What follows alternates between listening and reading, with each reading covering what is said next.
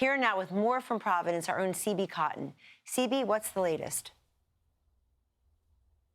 Hey, Kellyanne. Well, obviously, the biggest headline coming out of tonight is that the search for answers has some conclusion, right? We know that the suspected shooter has been found dead of a self-inflicted gunshot wound. But Kellyanne, what I also want to talk about is what got us to this point, right? We are almost to the week mark from when the tragedy took place here on Brown University's campus.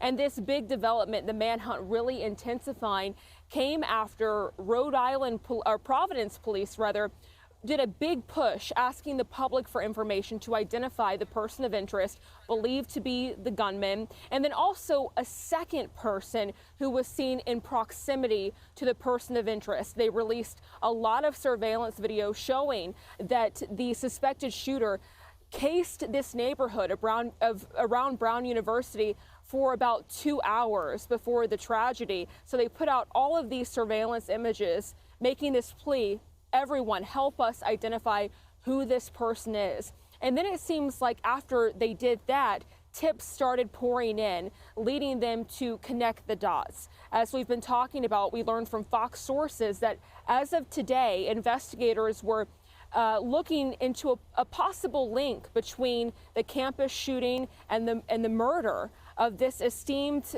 MIT professor just outside of Boston, and then connecting those dots led them to New Hampshire. I think after tonight, the lingering questions are going to be coming from the parents of Brown University students who are wondering why there were not more cameras in the immediate area where the shooting took place. I'm here in front of the Barris and Holly building, and as we've learned from Rhode Island officials, the shooting happened in a portion of the building that has few, if any, cameras. Well, Kellyanne, Brown University has an endowment of around $8 billion.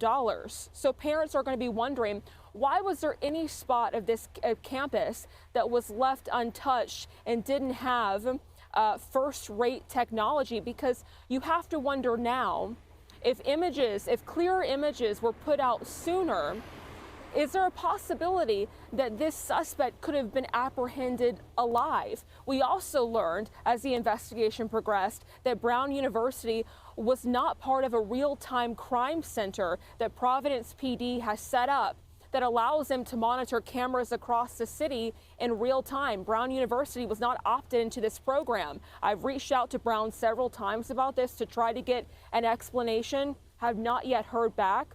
We did hear the university say that in the coming days, they're going to do a full security review and assessment to see what can be improved. But I think one of the big takeaways from this is what can be done better in the future to prevent any loss of life. We know 2 young people, a first-year student tragically lost his life, Muhammad Aziz Omerzakov, and then a sophomore, Ella Cook.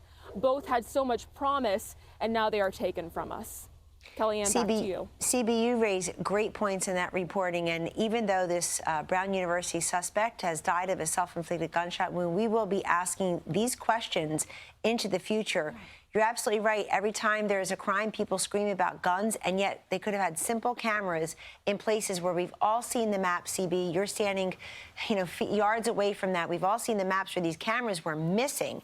And in addition to the parents, I think everybody should be outraged based on your reporting. So many questions still unanswered. But tonight, CB, thank you. Hey, Sean Hannity here. Hey, click here to subscribe to Fox News YouTube page and catch our hottest interviews and most compelling analysis. You will not get it anywhere else.